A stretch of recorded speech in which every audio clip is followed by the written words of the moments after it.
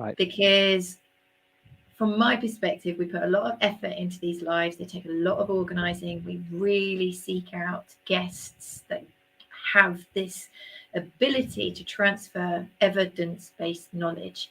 Yeah. And sometimes a follower might just look at another platform that's selling a product going, oh, well, I'll listen to them because that's kind of like quite interesting.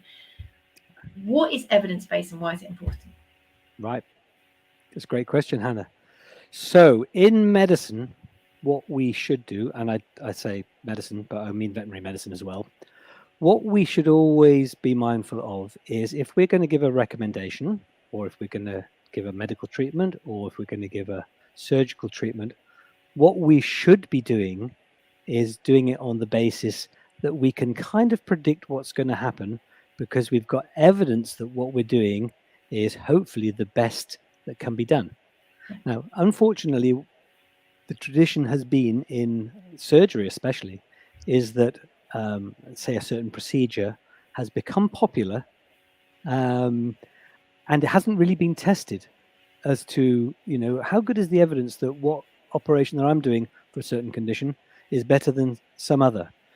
So the purpose of evidence-based medicine is to look at the facts, and I'm talking about scientific evidence, not somebody's opinion, but actually the best scientific evidence that's available, and saying, well, on the basis of that evidence, are we doing the right thing?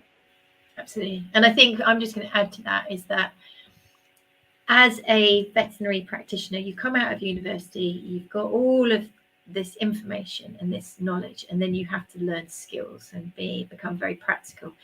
And it's very easy to just do what your boss did. And your boss might be 20, 30 years older than you, and you do what he's done. And he's learnt the trade through, you know, making mistakes, things going well, things going badly, and he's followed his pathway, and that's what works for him. But that's not necessarily evidence-based. And if you were to take the 10 operations that he'd done and 7 of them were working really well, if you did that in 1,000 operations, actually something else was way more successful, way quicker recovery period, way better long-term health plan. So when we talk about evidence-based, it's very easy in the current climate where there's a huge lot of marketing to not see what has got proof of benefit. Fair to say? Yeah, absolutely. And the big problem with the scientific literature is that it is so big, so wide, there's so much of it, and so few people can understand